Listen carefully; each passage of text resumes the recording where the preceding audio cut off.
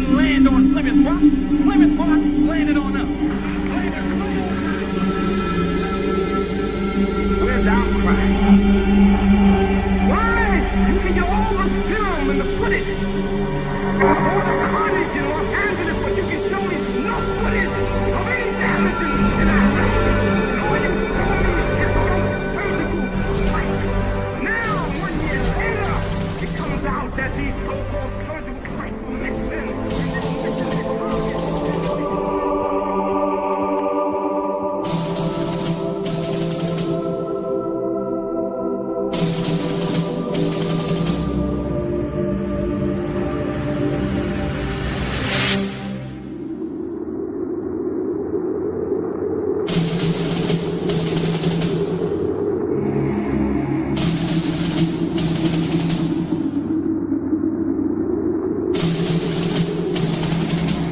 August 2nd, 1990. Saddam Hussein's forces crashed through the defences of oil-rich Kuwait. In fear of an Iraqi invasion into Saudi Arabia, the United States and her coalition allies poured into the Arabian Peninsula to form a deterrent that would be known as Desert Shield. The result was a series of diplomatic talks, negotiations and counter-negotiations that rapidly declined into a no-hope situation. On August the 17th, 1991, Desert Shield became Desert Storm.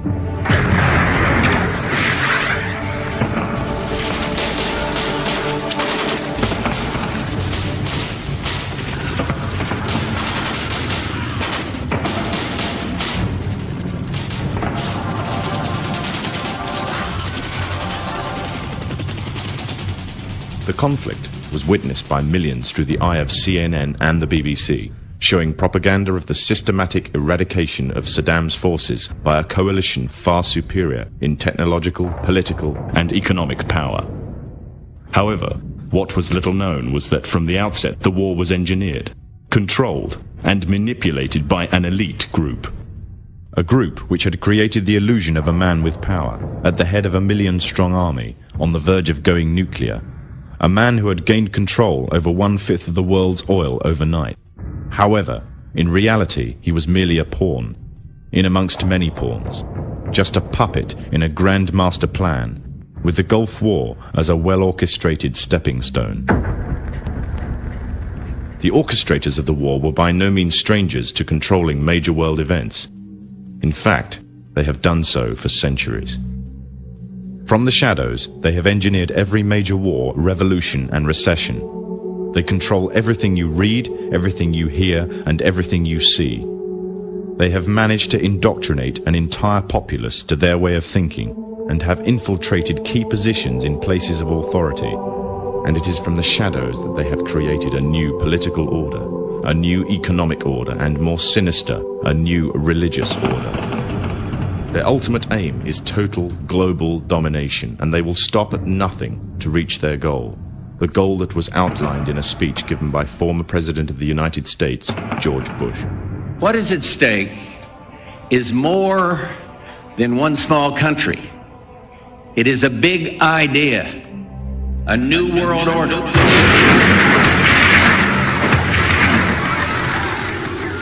However, the origins of this global plan were not created in the offices of the White House. In reality, their roots lay in another war. This time, the year is 1095, and the place, Clermont, France.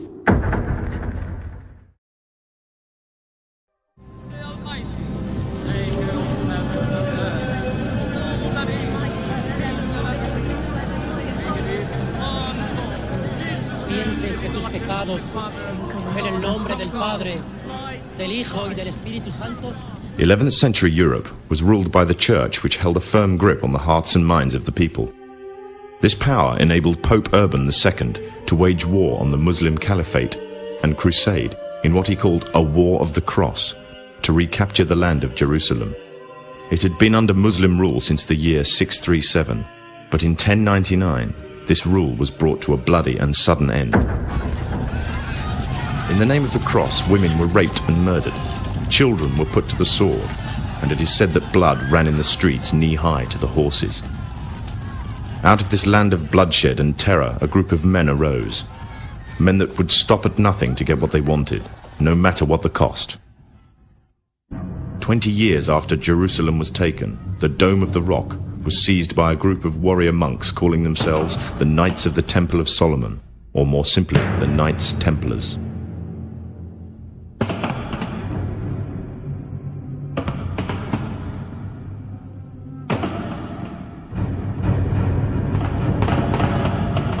In Jerusalem, the Templars began to deviate further and further away from the practices of Christianity.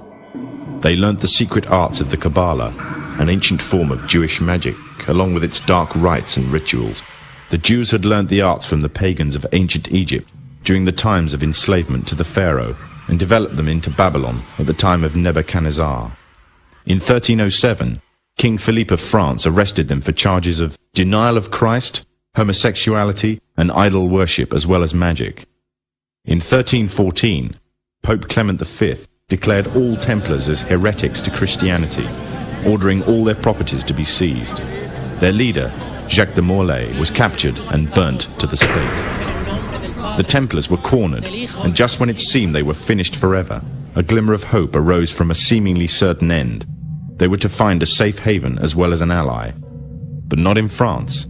In fact, in a country in a desperate struggle for independence against the English, the country of Scotland.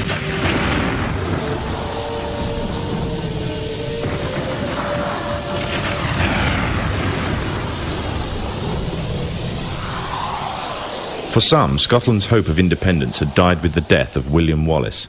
However, to the King of Scotland, Robert the Bruce, the arrival of the Templars gave him a new secret weapon. Their experience, gained over 200 years of fighting the mighty armies of Islam, had made them expert in combat and warfare, and more than a match for any army brought before them. In 1314, the Templars, allied with Robert the Bruce and his army, took to the fields of Bannockburn in the long-awaited showdown with the English. Robert the Bruce's foresight paid off. The 25,000-strong English army suffered a humiliating defeat at the hands of only 6,500 men. The dream of an independent Scotland had finally been achieved. The Templars had brought themselves back from the brink of destruction, and never again would they allow themselves to be destroyed. This time they would control the country by controlling its kings, and in order to preserve their secret order, the Templars would have to die, or more precisely, the name would have to die. The Templars who had escaped Europe were finally laid to rest in Roslin Chapel, Scotland, which stands to this day as sign of their presence in Britain. Their descendants became the true power of Scotland. In 1603, the death of Queen Elizabeth I left England without an heir to the throne. By virtue of descent, King James V of Scotland became King of England. In doing so, Scotland and England joined to form a new kingdom, and the power that the Templars held over Scotland spread to give them a firm grip on the whole of Great Britain. For over 100 years, the Templars concealed their activities, fading into the background until they were little known and little remembered. However, they did not cease to keep a firm grip on Britain. All the time they were planning, regrouping, and infiltrating positions of power in all corners of the kingdom. In 1717, the Templars made their reappearance in Europe. They had grown in both number and strength, and were now ready to coin a new identity, free from their reputation of the past, and given credibility by none other than the monarchy and aristocracy of England. And the name they chose for themselves was a name that would be known by many, but understood by a few. This new name, the Freemasons. The new identity and the grandeur of its members afforded the Masons with respect and dignity.